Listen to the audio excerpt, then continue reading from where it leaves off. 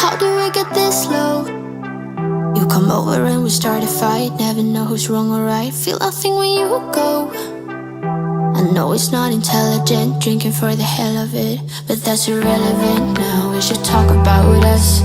How come we're holding on? Cause really I don't see the benefits now. And you've broken my trust, so I just wonder, why do I fall back to you?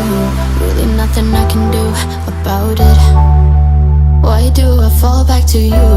It's like you're a drug to me, I can't quit. It's not like we're still 22, trying something new just to pass time. I don't think that we ever could work this out. None of it makes sense, there's no reason why I still fall back to you.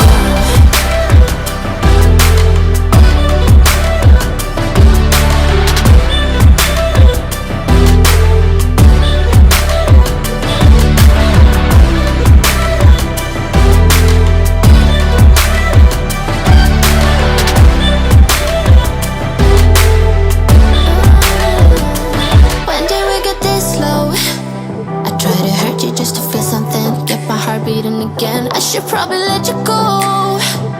I know I can be cynical, make everything difficult, but it will take a miracle.